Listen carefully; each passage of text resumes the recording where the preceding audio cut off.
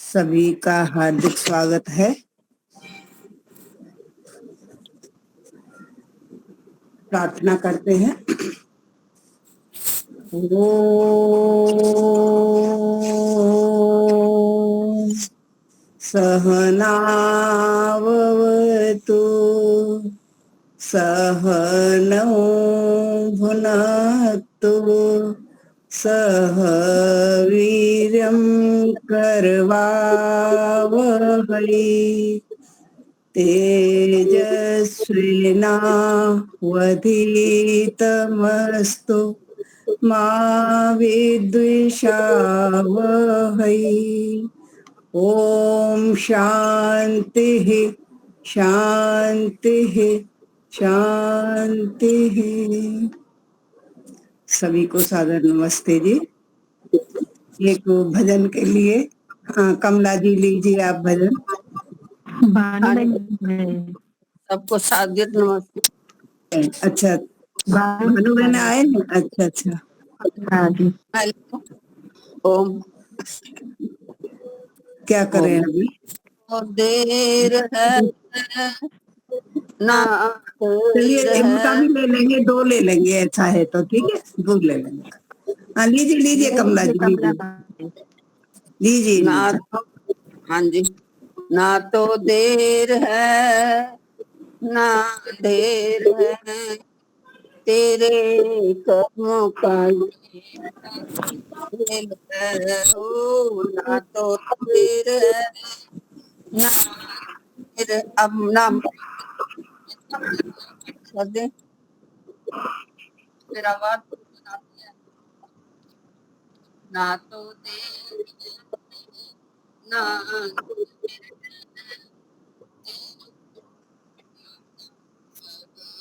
खेल है। लाखों तीरथ जाके नहा ले, मिटते नहीं कभी कर्मों के काले। नेक की मन में ज्योत जला ले, और जीवन में कर ले उजाले। ना तो देर है ना अंधेर है, तेरे कर्मों का ये सब फेर है, ये सब फेर है। हमें भी विजय सुनकर चलना न आए, प्रभु तो सभी को चलना सिखाए। हमें भी पथ पर चलना न आए, प्रभु जी सभी को चलना सिखाए। वो तो जग भी ना तरसाए, हमको ही दिल से कहना न आए। वो तो जरा भी ना तरसाए, हमको दिल से कहना न आए। ना तो देर है ना अंधेर है, तेरे कर्मों का ये सब फेर है। हो ना तो देर है ना अंधेर है, तेरे कर्मों का ये सब फेर है। धन्यवाद जी समय देने के लिए। बहुत सुंदर। भानु बहन आप भी ले लीजिए, आप बहुत दिनों में आए हैं। भानु बहन एक भजन ले लीजिए, एक भजन। सभी को सादर नमस्ते। राम का सुमिरन किया करो, प्रभु के सहारे जिया करो। जो दुनिया का मालिक है, नाम उसी का लिया करो। जो दुनिया का मालिक है, नाम उसी का लिया करो। सुन दुर्लभ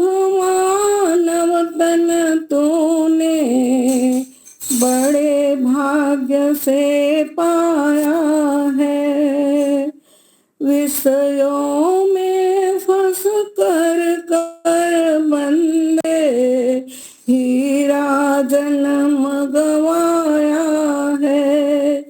दुष्ट संग मत किया करो, सज्जन के गुण लिया करो। जो दुनिया का मालिक है, नाम उसी का लिया करो। जो दुनिया का मालिक है, नाम उसी का लिया करो। पता नहीं कब रुक जाएगी, चलते चलते सांसें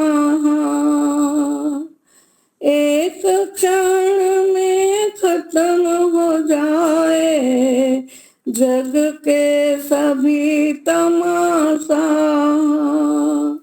सुबह शाम जप किया करो, प्रभु के सहारे जिया करो। जो दुनिया का मालिक है, नाम उसी का लिया करो। जो दुनिया का मालिक है, नाम उसी का लिया करो। हर प्राणी से प्यार करो, सब में वही समाया है।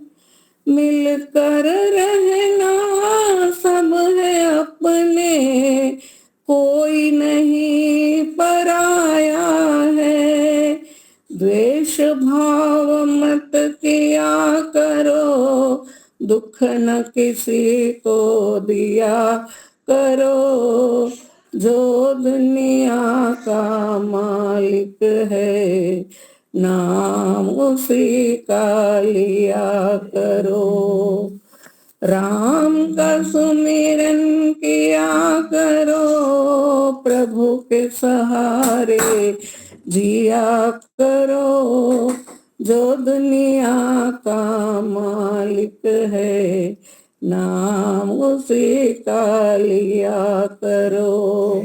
नाम उसी का लिया करो। धन्यवाद दीपिका जी, योगेश्वरी जी, धन्यवाद आपका। आपका भी बहुत बहुत धन्यवाद। बहुत सुरीला भजन आपने सुनाया, बहुत बहुत धन्यवाद। अभी हमारे वक्ता शायद आ गए हैं, आचार्य शैलेंद्र जी, तो मैं उनसे निवेदन करती हूँ कि वो अपनी श्रृंखला जारी रखें। आचार्य जी। जी जी, ओम माता जी, नमस्ते जी नमस्ते। आवाज ठीक है मेरा? हाँ जी, हाँ जी, आवाज में कोई दिक्कत नहीं है? ठीक आ रही है बस। अच्छा अच्छा।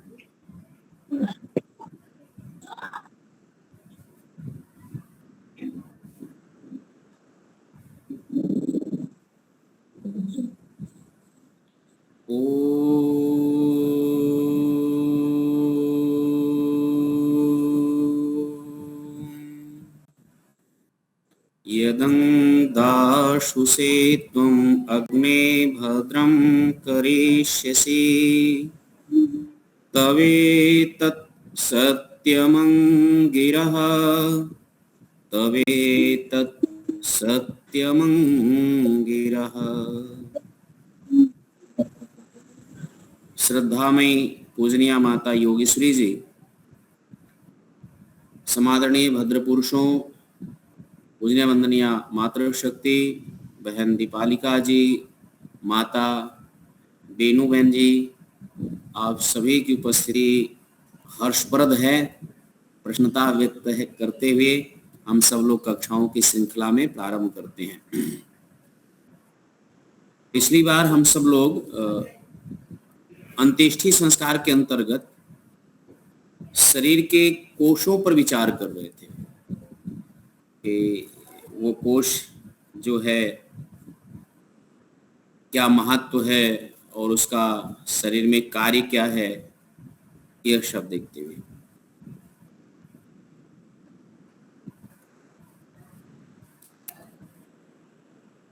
ये जो पंचकोशों की जो बातें हैं वो भारतीय दर्शन में, वेदांत दर्शन में भी ये बात आया। चेतनात्मक जो शारीरिक संरचना है जो मनुष्य का, इस रूप में हम सब, ये हमारा भारतीय संस्कृति, विपुल जो साहित्य है, उन सब में इस बात को स्वीकार किया जाता है।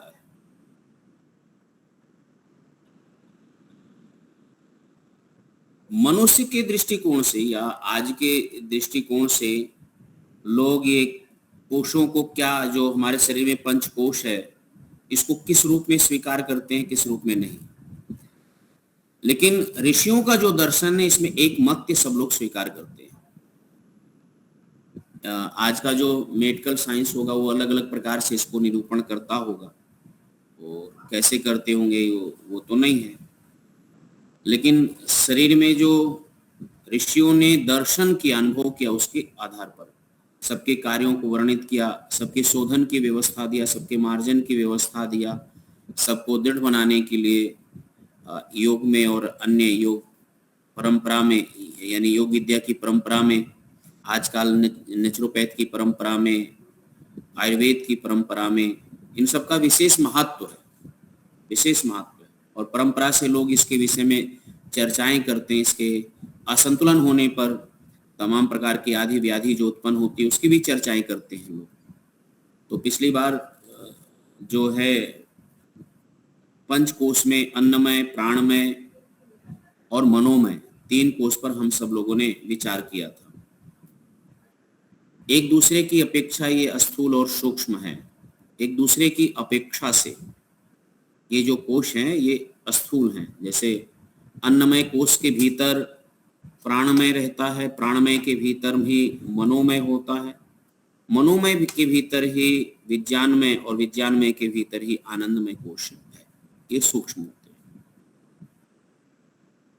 ये कहने का है कि सब बातों का मूल एक बात निकाला जाए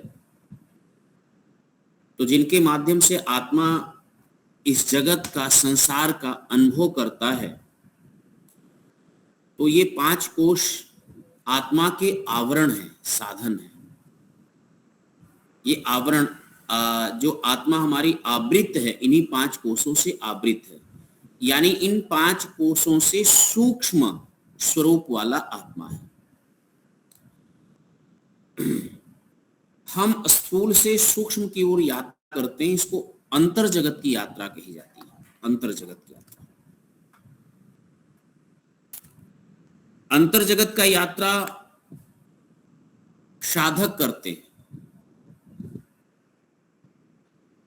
जो योगी होता है वो सूरवीर होता है। स्वामी जी ने व्यवहार भानु नामक ग्रंथ में 5 प्रकार के सूरवीर बताए हैं कि जो विद्या में निपुण होता है, विद्यावान है वो है, जो बलवान है वो सूरवीर है,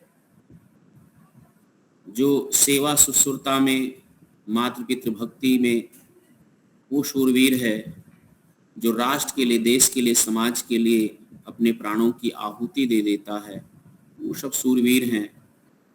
और जो ईश्वर प्राप्ति के मार्ग पर, परमात्मा की प्राप्ति के मार्ग पर चल रहा है, वह भी शूरवीर है। कोई साधारण वीरता का कार्य नहीं है ईश्वर प्राप्ति के मार्ग पर चलने पर।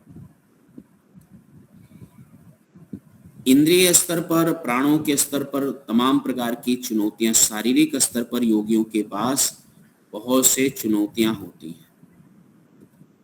आलसियों, परमादियों के लिए कोई चुनौती नहीं है। उसकी सोच ही, उसका संकल्प ही बहुत छोटा होता है, बहुत गौण होता है। खाने पीने और जगत के सुख से ज्यादा उसका संकल्प नहीं होता। तो लेकिन योगी का तो एक जन्म जन्मांतर की यात्रा पर निकला हुआ रहता है। उसका एक जन्म एक पड़ाव होता है, एक जन्म एक पड़ाव मात्र है। एक स्टेशन मात्र होता है। और इस प्रकार से वो यात्रा पर, जो जीवन यात्रा है, उस जीवन यात्रा में जो अंतर यात्रा है, वो अंतर यात्रा को देखता है। तो स्थूल से सूक्ष्म की यात्रा साधकों के लिए है, सूरवीरों के लिए है। कठिन तपस्या से ये प्राप्त होता है, तब त्याग की बात है। संसार का सुख भी उसको त्यागना पड़ता है। संसार का पद, प्रतिष्ठा, मान, वैभव, यह सब छोड़ना पड़ता है। और महान भावों, ये साधारण नहीं है। पद को छोड़ना, प्रतिष्ठा को छोड़ना, मान सम्मान का वैभव छोड़ना, ये कोई साधारण नहीं है। ये बाहर जगत की यात्रा करने से प्राप्त होते हैं, और अंतर जगत की यात्रा करने से अध्यात्म बलवान होता है। तो इस सब की व्याख्या में संतुलन बनाए रखना वो सूरवीर ही होगा। वो विद्या से, ज्ञान से संपन्न लोगों का एक कार्य है कि वो जितना वो भौतिक जगत को संपन्न बना रहा है, जीवन को, उतना वो अपने आध्यात्मिक जीवन की भी यात्रा कर रहा है।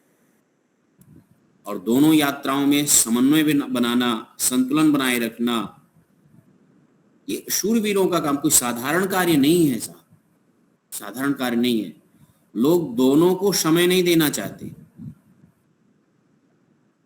संसार के सुख को पाने के लिए परमात्मा का दिया हुआ जो ये उपहार है, इसको नष्ट भ्रष्ट कर सकता है। वो शरीर के साथ खिलवाड़ करता है।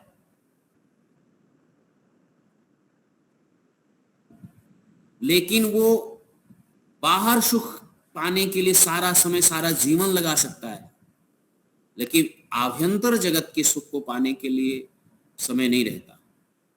आध्यात्मिक जगत की उन्नति के लिए समय नहीं निकाल सकता। एक बहुत छोटा सा वाक्य, लेकिन बहुत प्रेरक वाक्य है। बड़ा मत बनिए, बढ़िया बनिए। बड़ा मत बनिए, बढ़िया बनिए। जगत बड़ा बनने में लगा है, लोग बढ़िया बनने में लगे हैं। बड़ा बनने में लगे हैं, बढ़िया बनने में नहीं लगे हैं। लोगों की विचारधारा इस बात पर केंद्रित है, इस सूत्र पर केंद्रित है कि मेरे लिए जगत क्या है। संसार में ये अपेक्षाएं लोगों की है कि लोग मेरे लिए क्या है, उपयोगी क्या है। लेकिन अंतर जगत की यात्रा का निचोड़ ये है कि आप लोगों के लिए क्या है, आपके द्वारा लोगों के लिए क्या हो रहा है।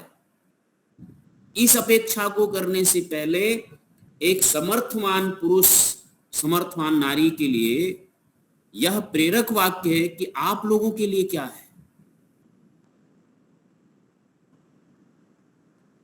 लोग अपनी अनुकूलता खोजते हैं, आप लोगों के लिए कितना अनुकूल है।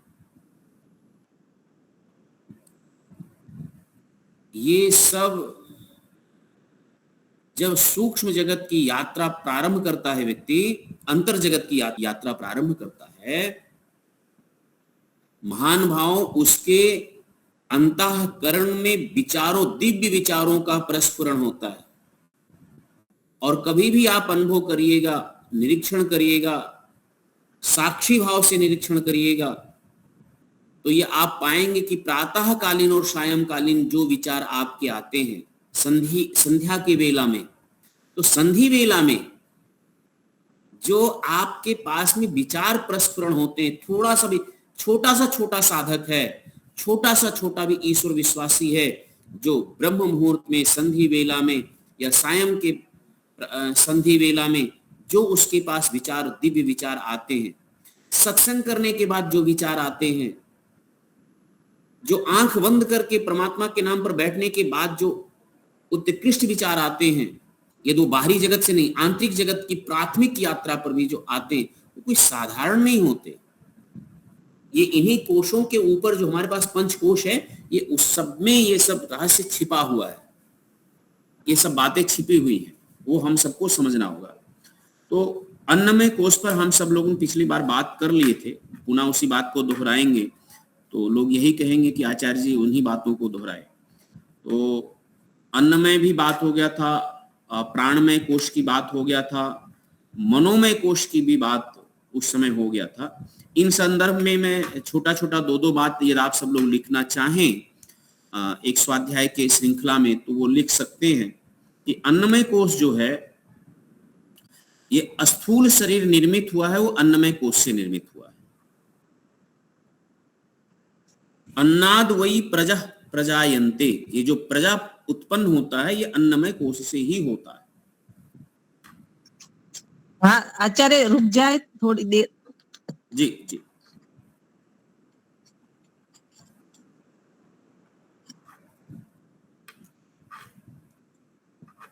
हाँ बोलिए।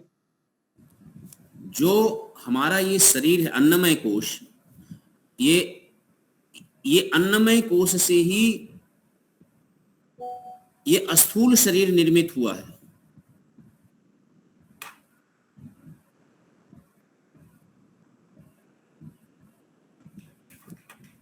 अन्न से ही निर्मित हुआ है। अन्नाद वही प्रजा प्रजायन्ते, ये उपनिषद का वाक्य है। तो अब जो अन्नमय कोश है, इससे शरीर का निर्माण यानी अंग प्रत्यंग सब जो निर्माण होता वो, तो जो पाचन तंत्र प्रणाली है, पाचन तंत्र प्रणाली ही शरीर के स्वास्थ्य का सबसे बड़ा मापक है। सबसे बड़ा मापक यंत्र मनुष्य पकड़ सकता है तो अपन पाचन तंत्र पकड़ सकता है, क्योंकि पाचन में जो भी कुछ हम खाते हैं वो अन्न को तोड़ता है, और जैसा तोड़ता है फिर वो रस बनता है, रस रात माज मज्जा पूरा शरीर बनता है। उसी का नाम अन्नमय कोश दिया, और उसी का नाम है ये अन्नमय कोश की जो कोई धुरी है उसका नाम है जठराग्नि। जठराग्नि तो शरीर का पोषण और वृद्धि और इंद्रियों का ये आधारशिला है। इंद्रियां, स्थूल इंद्रियां जिसे कहा जाए, जिसमें आप कर्म इंद्रियां संपादित करते हैं।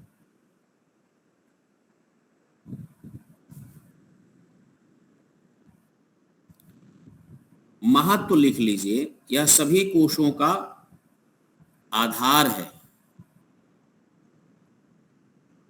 अधिष्ठान, अधिष्ठान समझिए।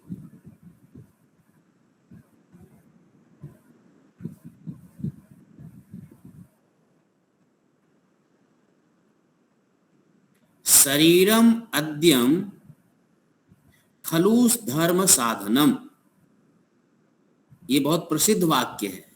शरीर जो है साधना का प्रथम साधन शरीर ही है। तो शरीर जो है वो साधना का साधन है। शरीर जो, तो साधना का प्रथम साधन शरीर ही है, ऐसा माने, नोट कर सकते हैं।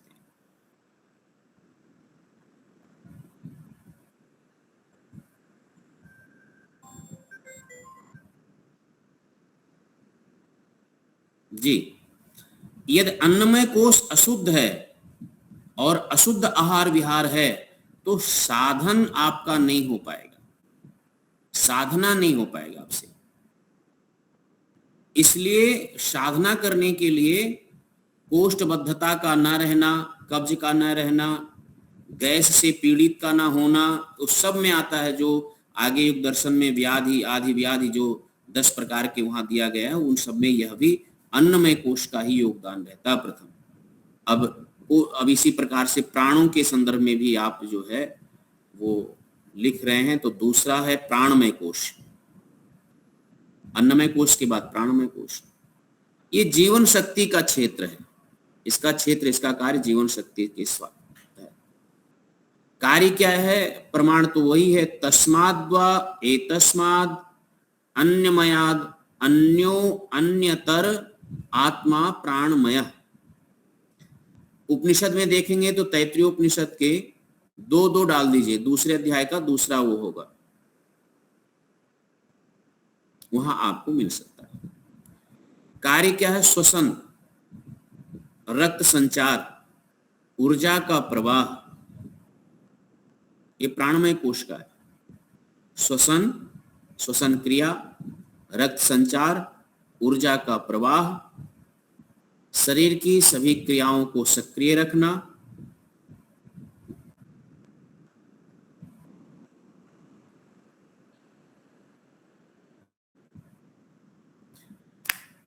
इसका महत्व है कि शरीर यानी सूक्ष्म जो स्थूल शरीर है वो और मन के बीच में समन्वय बनाए रखने का कार्य प्राण का है, सेतु का कार्य करता है। एक बार फिर से बोलिए इसे, ये वाला सेंटेंस।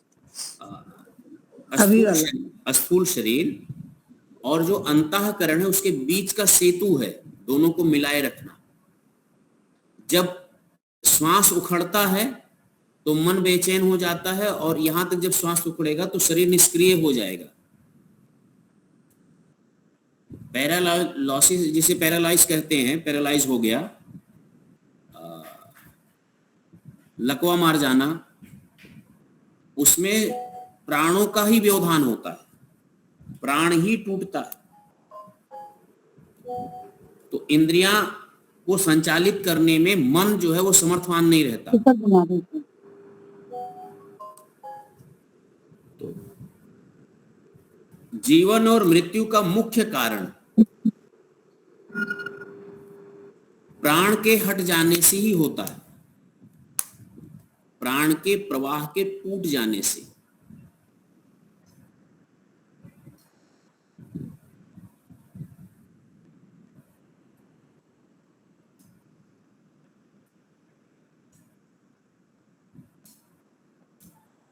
अब मनोमय कोश के भी मुख्य बिंदु रख लीजिए।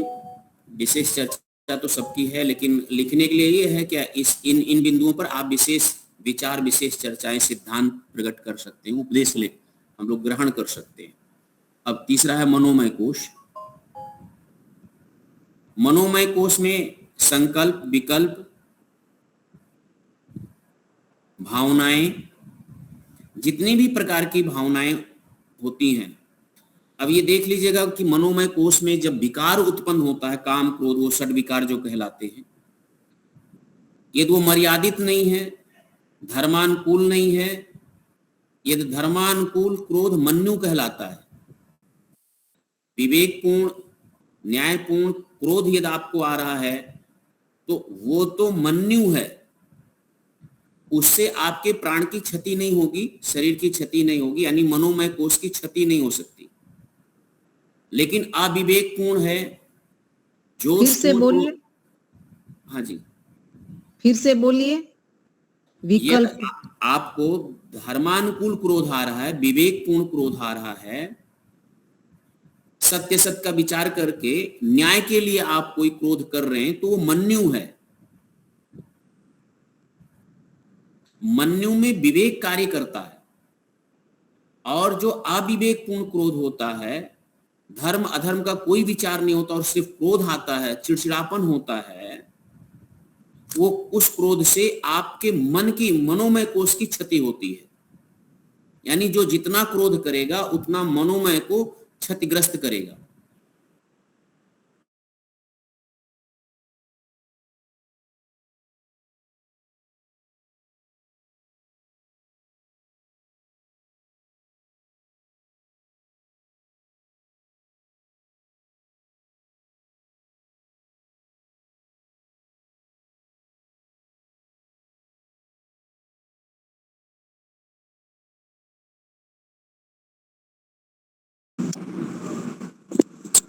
क्या हुआ? सबको सुनाई दे रहा है?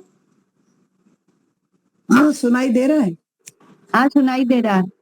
आचार्य जी की ऑडियो अभी भी गया, अभी नहीं सुनाई। ऑडियो भी गया। अभी नहीं सुनाई दे रहा। अच्छा अभी हाँ, शायद अभी ऑडियो और वीडियो दोनों चले गए।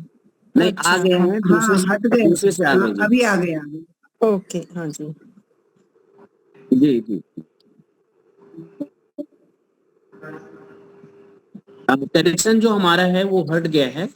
तो मनोमय कोश इस प्रकार से, मनोमय कोश में जो 6 प्रकार की विकृतियां होती हैं, ये भावनाओं के रूप में उभरता है, तो उससे हमारा मनोमय क्षतिग्रस्त होता है। क्रोध का उदाहरण दे दिया, ऐसे काम का है, यदि प्रजा के लिए, संतान के लिए धर्मानुकूल यदि आपके मन में काम उत्पन्न हो या इच्छाएं उत्पन्न हो, काम ही इच्छा, इच्छा ही काम का स्वरूप है, कामना का स्वरूप है, तो धर्मानुकूल इच्छा है तो उससे मन पुष्ट होगा, प्राण पुष्ट होगा।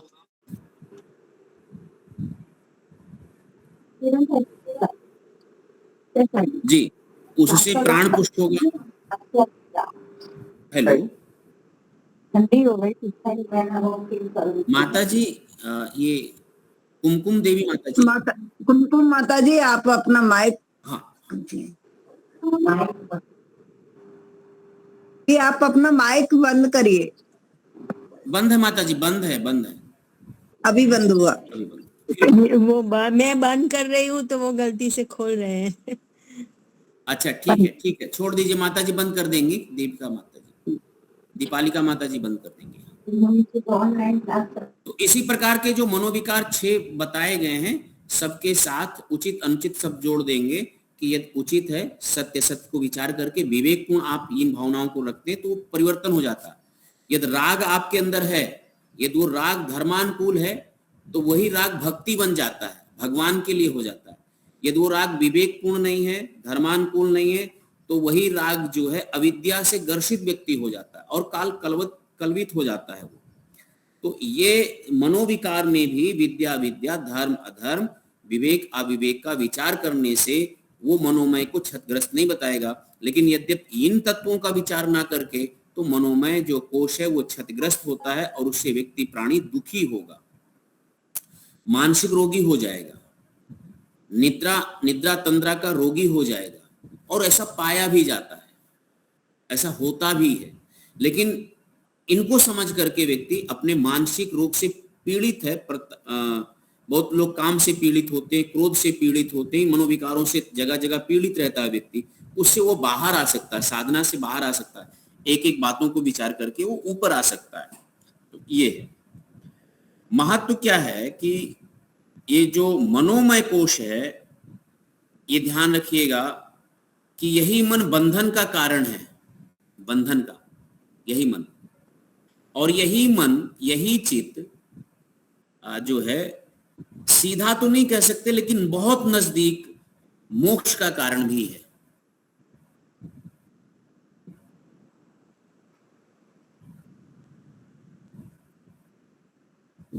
एक बात कहा किसी ने कि मन एव मनुष्याणाम कारणम बंध मोक्षयोः। ये जो आपका मन है, जो मन है, और कारण रूप में किसी को देखा जाए तो यही चित्त जो है सन्निधि मात्र उपकारी, ये तो उपकारी भी है योग दर्शन में, जैसा व्यास भाष्य में पंक्ति है। तो ये मन उपकारी भी और यही मन बंधन में डालने वाला भी है। अविवेक के साथ मन को युक्त कर देंगे तो क्षतिग्रस्त हो जाएगा। चौथा है विज्ञानमय कोश, उसके संदर्भ में लिखें बुद्धि, विवेक और ज्ञान ही इसका स्वरूप है। इसका स्वरूप बुद्धि, विवेक एक दूसरे के पर्यायवाची हैं। बुद्धि से बोध होता है, विवेक से निर्णय होता है। निर्णय शक्ति विशेष का नाम विवेक है, बोध शक्ति का नाम बुद्धि है।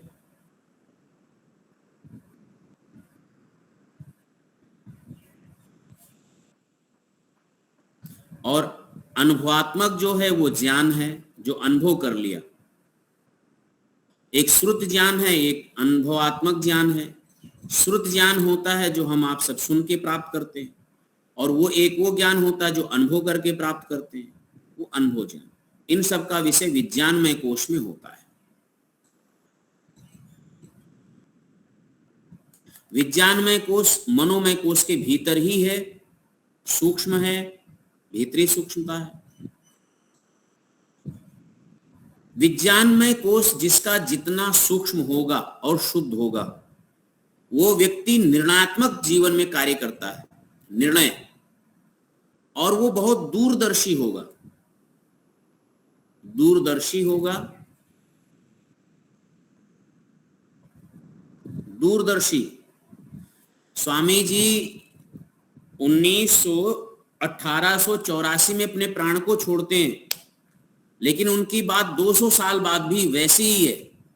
जो बात उन्होंने लगभग 150-200 साल अंतराल की जो बातें उनकी हैं, आज भी उतना ही समसामयिक है।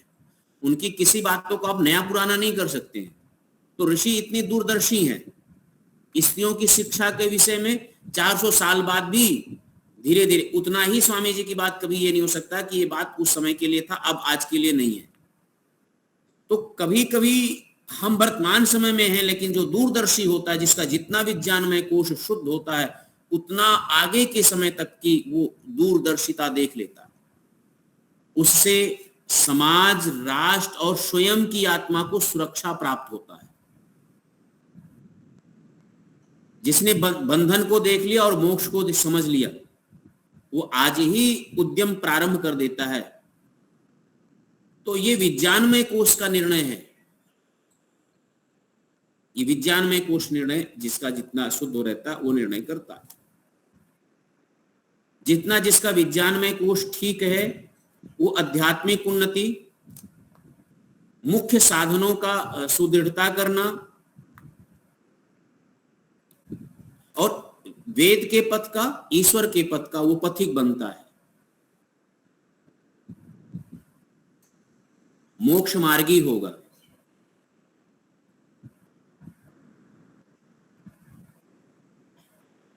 ये मनोमय कोश के भीतर रहने वाला विज्ञानमय कोश है।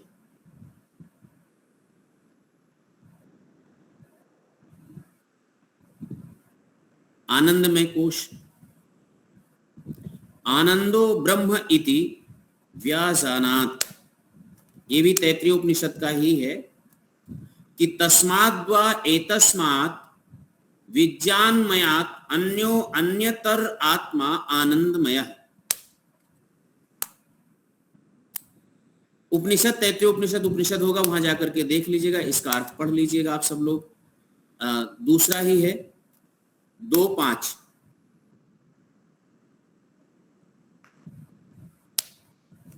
कार्य, शांति,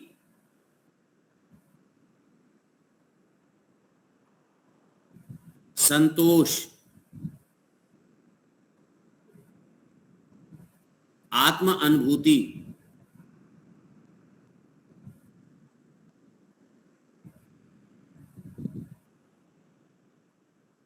नित्य अनित्य का विवेक का हो जाना,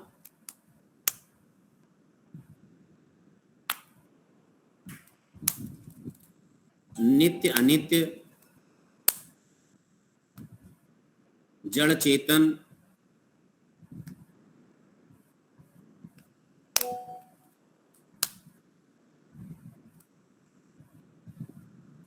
जीते जी जो लोग मोक्षत्व का अनुभव करते हैं, जीते जी जो मोक्षत्व को अनुभव करते हैं,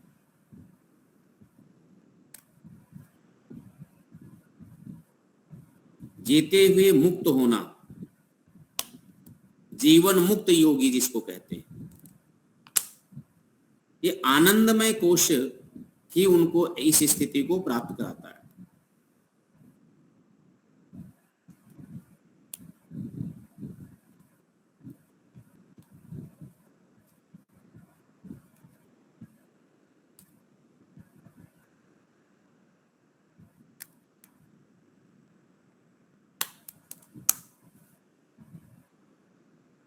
ये जो 5 कोश थे, उनके संदर्भ में आज हम लोगों ने किया। तो ये हम प्रथम सीढ़ी कहें माता जी, योगेश्वरी माता जी, प्रथम सीढ़ी कहें तो हमारा अन्न से प्रारंभ होता है, अन्न के शोधन से और शरीर के शोधन से विज्ञानमय कोश के शोधन और शमन तक जाएंगे। 2 यात्राएं हमने बताई थी। इन 5 कोशों को ठीक करने के लिए 2 विधा है, शोधन और शमन। पिछला याद होगा, तो वो शोधन और शमन पर विचार कर सकते हैं। अब आते हम लोग उन शोधन शमन में जो प्राणमय कोश पर है, जो उसमें महत्वपूर्ण है। देखिए अन्नमय कोश पर तो विचार खूब हो गया था, जो प्राणमय कोश है उन पर भी विचार कर ले। तो प्रथम है प्राण, जिसका हम श्वसन करते हैं, श्वसन क्रिया है। तो हमारा अधिकार जो है अधिकतर इसी प्राण पे है, और इसी प्राण के आधार पर अन्य सभी 9 प्राण जो आपको मिलेंगे वो लगभग में थोड़ा थोड़ा भेद अनुभेद हो सकता है, लेकिन जिसका श्वास प्रश्वास ठीक है, इसकी गति पर जिसका नियंत्रण है, जैसा होना चाहिए उसका संचालन वैसा है, तो अन्य प्राण भी वैसा ही संचालन उसका ठीक से होगा।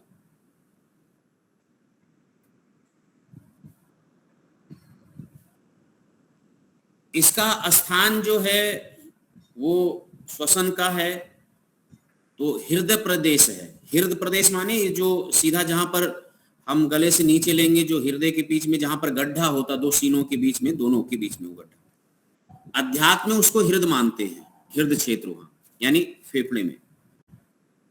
तो आप देखेंगे कि सबसे चैतन्य और सबसे संवेदना जो होता है, संवेदना और चैतन्यता जो होता है वो यहां पर होता है। कभी भी आप अभ्यास करेंगे तो वो हृदय के बीच में बिल्कुल यहां पर होता है। या यदि उंगली का हो या किसी का हो तो यहां पर संवेदना हुआ, स्पर्शना उसके पहले भी संवेदनाएं आ जाती हैं।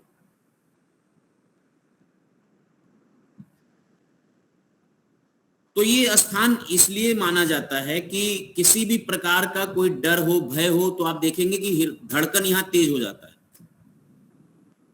चैतन्यता का धड़कन, डर अचानक इसका अनुभव करना है तो आप देखेंगे कि आपके घर में कोई अचानक डाकू चोर कूद जाए और आप देखिए तो तुरंत आपके श्वासों का संचालन कैसा हो जाता है।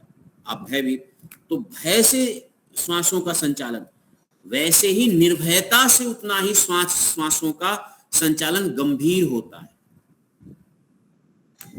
निर्भयता से,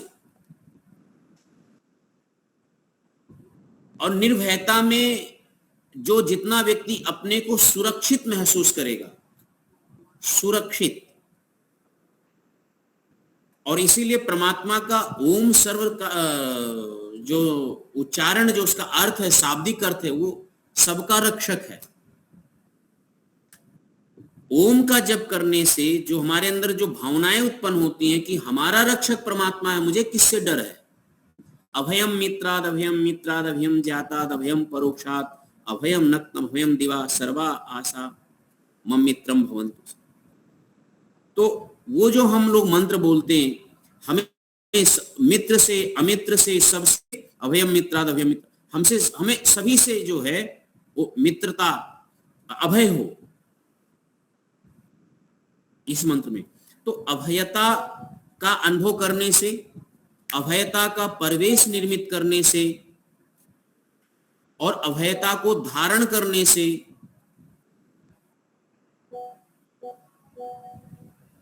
हमें जो है हमारे ये जो प्राण श्वास है, प्राणों का जो श्वास है, वो शुद्ध प्राप्त होता है।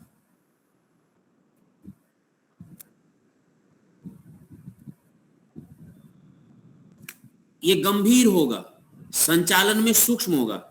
तो प्रातः और सायं अपने विचारों के केंद्र बिंदु में परमात्मा को निर्भयता के लिए और सर्वरक्षक का अनुभव करते हुए सर्वदा, सर्वविध, सर्वकालिक, सार्वभौमिक रूप से ईश्वर हमारी रक्षा कर रहे हैं, ऐसा भाव रखने से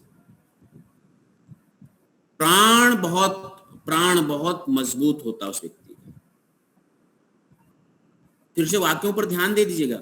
सर्वकालिक, सार्वभौमिक, सर्वदा, सर्वविध परमात्मा हमारी रक्षा कर रहे हैं।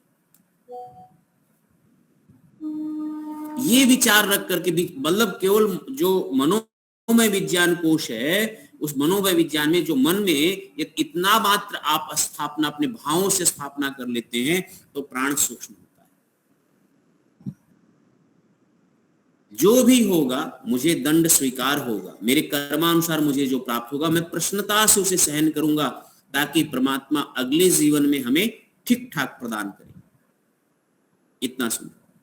इसलिए वैदिक दृष्टिकोण से रहने वाले के अंदर आदम्य साहस हो जाता है, आदम्य शक्ति उसको प्राप्त हो जाता है, वो निर्भय रहता है। शरीर को धर्म पर यदि बलिदान करने की आवश्यकता पड़े, देश के लिए, राष्ट्र के लिए, समाज के लिए, सत्य के लिए, तो पीछे नहीं हटता। वो यही विचारधारा थी, यही वो क्रांति की वो एक विश्वसनीयता जो थी, वो इसी बात की थी। तो ये श्वासों पर जो विशेष प्रभाव पड़ता है, तो प्राणो हयः शा यह ऐशा हृदय स्थिता। लोग फेफड़े में भी कहते हैं, प्राण तो फेफड़े में आता जाता है, जो ये है पूरा अंतिम छोर तक जाइए, अंतिम छोर तक ले जाइए, लेकिन जो दृष्टिकोण है जहां से केंद्र में, तो वो फेफड़े का ही एरिया, जो हृदय की ही वो सब एरिया है। कंपार्टमेंट अलग हो सकता है, कंपार्टमेंट हम मान लेते हैं फेफड़े में श्वास आता जाता है भी नली उधर से ही है, सीधा श्वासों की नली इधर कहीं नहीं है मेडिकल साइंस के उधर से। लेकिन उसके पीछे भी आप देखेंगे तो इस हृदय का एक विशेष रोल है। भयभीत जो है वो हम मन से विचार करके, भयभीत हमारा जहां चैतन्यता है, जहां हृदय, वहां से होते हैं, और वहां से सारी गतिविधियां इधर उधर हो जाती हैं। तो महत्व ये है इसका, ये जीवन का आधार है, ये प्राण ही जीवन का आधार है। और इस प्राण का संयोजन नियोजन करने वाला ईश्वर है। हम माता के गर्भ में आते हैं तो हमारा कोई प्राण नहीं चलता, माता के गर्भ से बाहर आते हैं, प्राण का चलना प्रारंभ होता है। हम 9 महीने तक रहते हैं, हमें कुछ नहीं होता। तो प्राण प्रदाता जो है वो कैसे नियोजन करता है, योजन और नियोजन करके, प्रबंधन करके उस शरीर में डालता है, वो कितनी विशेषता लिया हुआ है, इसको हम कितना विचार कर सकते हैं, हम समझ सकते हैं। इसलिए हम उस परमपिता परमात्मा को प्राण प्रदाता कहते हैं, प्राण प्रदाता। और जब प्राण प्रदाता कहते हैं तो आप देखिएगा, ओम भूः ओम भुवः, तो इसको जब मार्जन में ओम भूः पुनातु शिरसि, ओम भुवः पुनातु नेत्रयो, ओम स्वः पुनातु कंठे, ओम महः पुनातु हृदय। तो हृदय जो है वो 7 के बीच में आप देखेंगे 3 ऊपर बोल दिया, 3 नीचे जाएंगे, और मध्य में जो है वो हृदय है, मध्यस्थ। और वही 7 व्याहृतियों में आप ये व्याहृतियों को हम यहाँ पर देखते हैं। तो प्राणों में ये मुख्य जीवन का आधार, इस रूप में हम देखते हैं इसको कि ये जीवन का आधार है प्राण हमारा, और इसके शोधन में, इसके नियंत्रण में, इसको बनाए रखने में जो हमारी साधना की भूमिका है, वो साधना हमें साधन के रूप में सदैव करते रहना चाहिए, वो होता रहना चाहिए। तो जो दिनचर्या भी जुड़ा है, आहार विहार भी जुड़ा है, और अन्य चीजें भी जुड़ी हैं इसी बातों से। अब इसको हम विवेक से देखिए, इसको कथा के माध्यम से, पांडाल के माध्यम से नहीं प्राप्त कर सकते, इस स्वाध्याय के माध्यम से ही ये सब चीजें समझ सकते, इन सब सूक्ष्म विषयों पर विचार कर सकते। ऐसे नहीं सो कि ये हवाओं में या उल्टा सीधा सब जगह मिलता मिले और समझते चले और करते चले, ऐसा नहीं होता। दूसरा जो प्राणों में जो दूसरा प्राण आता है वो अपान है, अपान, एक लेने का एक छोड़ने का। तो ये इसका जो कार्य है वो उत्सर्जन का है।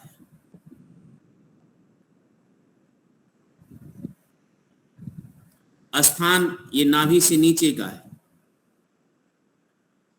अपानः पायो, विजातीय तत्व को बाहर निकालने में यही अपान वायु ही कार्य करता है। शरीर से विजातीय तत्वों को निकालने के, अवशेष चीजों को, खाया पिया जो भी है, अवशेष चीजों को निकालने में, शुद्धि करने में इसी अपान का। अपान संतुलित है, शरीर संतुलित रहता है। अपान के असंतुलन होने से ये दिक्कत होता है। तो प्राण और अपान ये दोनों जो हैं वो जठरा अग्नि के ऊपर केंद्रित हैं। इनके स्वस्थ रहने में जठरा अग्नि का योगदान है।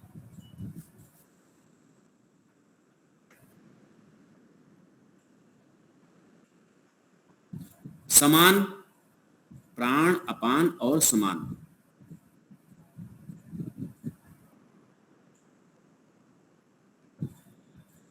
समान का है भोजन, पाचन और पोषण। इसका स्थान नाभि से नीचे है।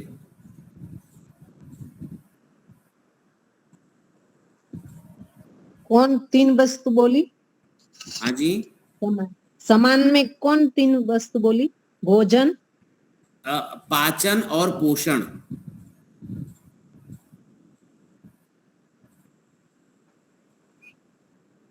और स्थान है नाभि प्रदेश, ये नाभि के केंद्र में रहता है समान।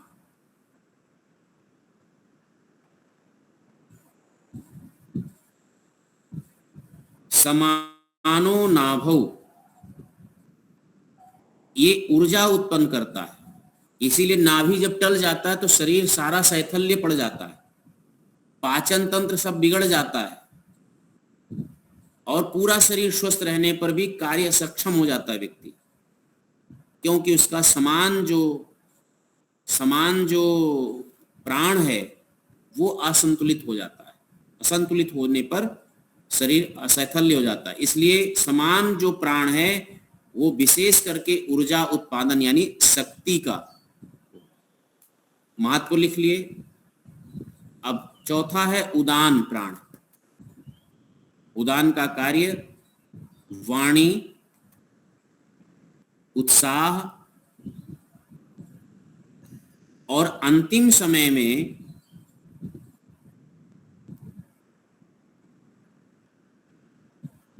आत्मा का गमन कराने में इसी का कार्य है।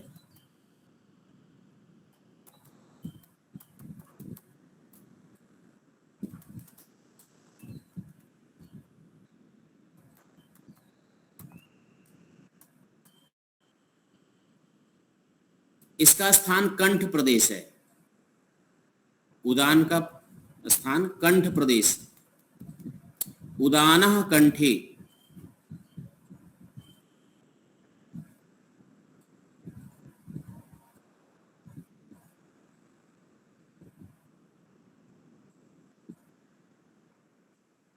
ये उदान के सुदृढ़ रहने पर आध्यात्मिक उन्नति में ये सहायक होता है।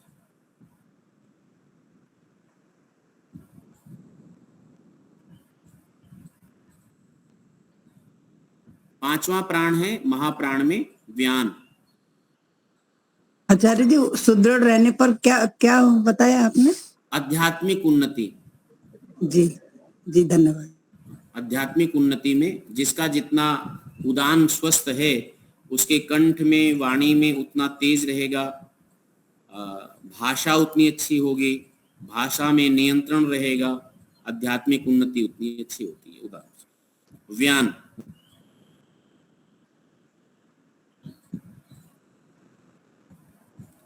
पूरे संपूर्ण शरीर में ये संचार का कार्य करता है।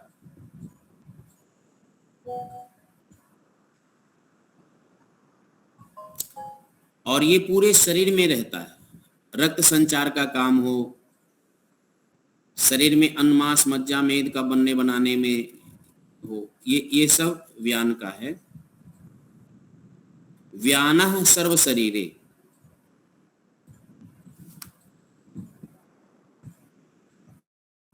इसका महत्व पूरे शरीर में शक्ति को बनाए रखना और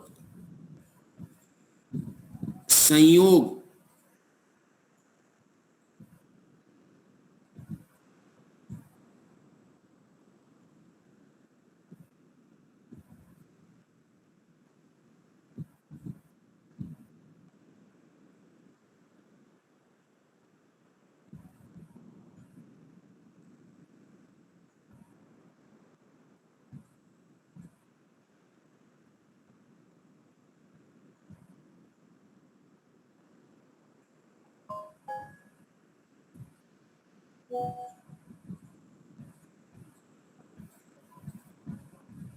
ततः क्षीयते प्रकाशावरणम, योग दर्शन का सूत्र है। यानी चित्त की शुद्धि चाहते हैं तो प्राण को शुद्ध करना होगा और प्राण को संतुलित करना होगा। इसलिए प्राणायाम को ठीक से सीख करके प्राण के अभ्यास से ये जो पंच महाप्राण हैं वो ठीक होते हैं। पंच महाप्राण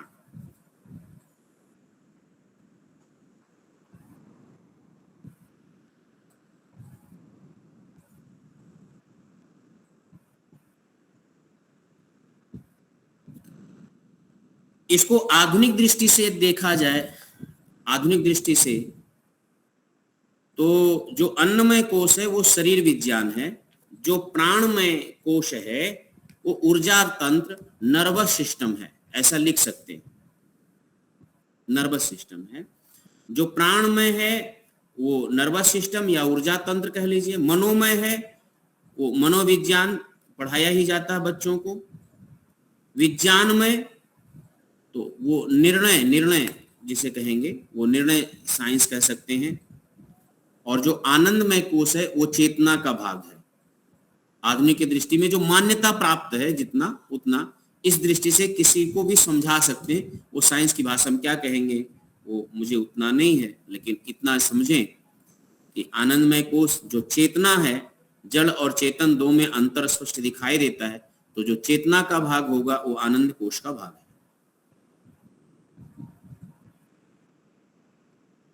तो समय लगभग में पूर्ण हो रहा है, विषय पूर्ण हो रहा है, तो नया नहीं उठा रहा हूं। जो महाप्राण के बाद जो और प्राण हैं वो अगली कक्षा में उसको लेंगे। यहीं पर विराम करते हैं। आप सब लोगों ने ध्यान पूर्वक सुना। सबका बहुत बहुत साधुवाद, बहुत बहुत धन्यवाद, बहुत धन्यवाद। अब शंकर भाई जी हैं। शंकर भाई जी हैं क्या? जी हाँ है। आवाज आ रही है? हाँ आ रही है। बताइए।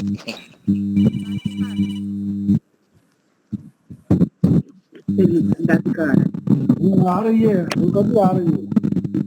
आवाज आ रही है? आ रही है, बोलिए। आ रही है शंकर भाई, बोलिए। तो आपको क्या करना है? हाँ शांति पाठ। तो बताइए, शांति पाठ कराते हैं। 5 कोषों के बारे में हम लोग को आचार्य जी से ज्ञान मिला। और अगला जो नाग कुर्भ कृकल देवदत्त धनंजय है, अगला कोर्स में ही रहेगा। हम लोग बहुत ध्यान से सुनेंगे अगले को। कक्षा का समापन शांति पाठ और जयघोष से। पहले शांति पाठ। ओम द्यौ शांति अंतरिक्षम शांति पृथ्वी शांतिरापः शांतिरोषधयः शांतिर्वनस्पतयः शांतिर्विश्वे देवा शांतिर्ब्रह्म शांतिः सर्वं शांतिः शांतिरेव शांतिः सामा शांतिरेधि। ओम शांति शांति शांति। जय घोष। जो बोले सो अभय। सत्य सनातन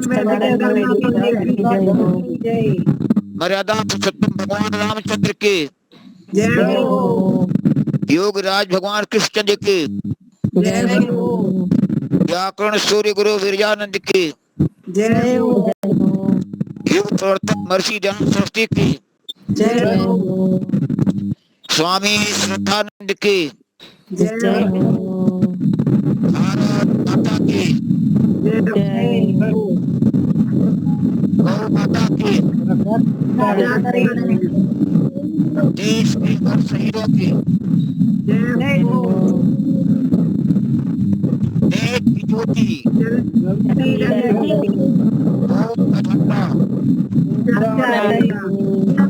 समाज सत्यार प्रकाश प्रभाव ध्वनि